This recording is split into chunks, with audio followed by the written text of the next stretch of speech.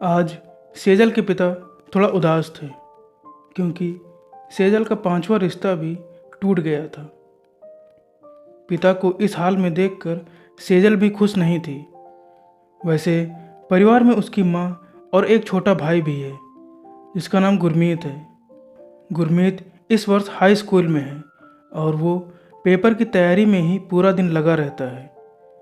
सेजल भी एक private school में अध्यापिका है। सेजल जिस स्कूल में पढ़ाती है वहाँ एक नए अध्यापक पढ़ाने के लिए आते हैं। अध्यापक का नाम उत्कर्ष था। सेजल और उत्कर्ष में दोस्ती हो जाती है और ये दोस्ती धीरे धीरे प्यार में बदल जाती है। अब दोनों बाहर भी मिलने लगे थे। सेजल और उत्कर्ष दोनों शादी करने का फैसला करते हैं। दोनों अपने परिवार में अपने रिश्ते के बारे में बताते हैं। उत्कर्ष के घर में सभी दोनों की शादी के लिए राजी हो जाते हैं, लेकिन सेजल जब घर में पिता से अपने रिश्ते के बारे में बताती है तो उसके पिता बोलते हैं, ये रिश्ता नहीं हो सकता, तुमको अपनी बिरादरी में ही शादी करना होगा। सेजल बोलती है, पापा, उत्कर्ष मुझसे बहुत प्यार करते हैं, वो मुझको बहुत खुश रखेंगे।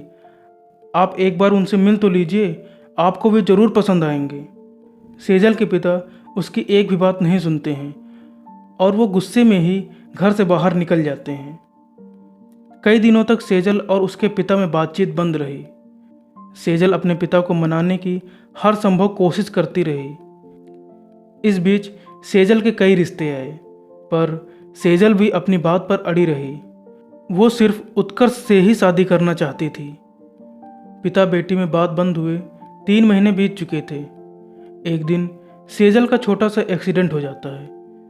जैसे ही इसकी खबर सबको मिलती है, सभी सब छोड़ छाड़ कर भागते हैं। उसके पिता भी अपने गुस्से को किनारे कर बेटी से मिलने हॉस्पिटल पहुंचते हैं। सेजल के पिता जैसे ही हॉस्पिटल पहुंचते हैं, वो देखते हैं कि उत्कर्ष भी वहाँ पहले से ही मौजूद रहता है।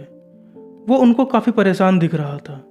हालांकि सेजल को कोई खास चोट नहीं आई थी। उत्कर्ष के इसी प्यार को देखकर सेजल के पिता का दिल पसीज गया।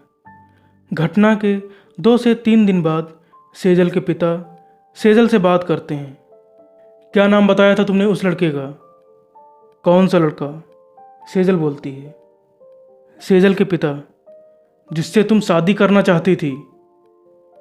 सेजल बोलती है, उत्कर्ष नाम है उनका। सेजल के पिता, कल उस लड़के को डिनर पर बुलाओ। पिता के ऐसा बोलते ही सेजल बहुत खुश होती है। अगले दिन उत्कर्ष डिनर पर सेजल के घर आता है। सेजल के पिता उत्कर्ष से मिलते हैं, उससे शादी की बात करते हैं और उत्कर्ष के माता पिता से भी मिलने की बात करते हैं। सेजल और उत्कर्ष की शादी हो जाती है। दोनों अपना दाम्पत्य जीवन खुशी खुशी जी रहे होते हैं। सेजल का छोटा भाई गुरमीत एक दिन स्कूल गया, पर स्कूल से घर वापस नहीं पहुंचा। सभी लोग बहुत परेशान थे। सभी गुरमीत को ढूंढने में लगे थे। सभी रिश्तेदार भी गुरमीत को ढूंढ रहे थे।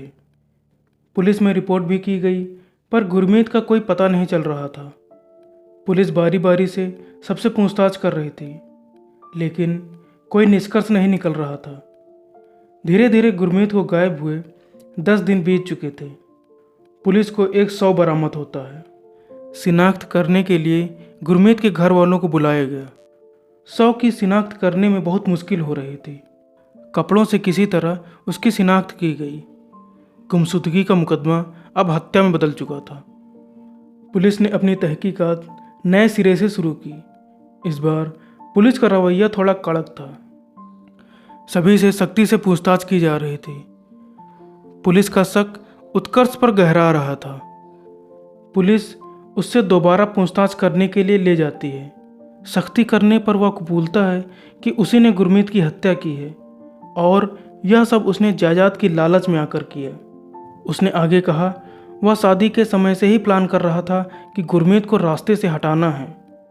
सेजल को जब इस बात की खबर होती है कि उसका पति ही उसके भाई का हत्यारा है और उसने ये सब लालच में आकर किया, तो वह बुरी तरह टूट जाती है।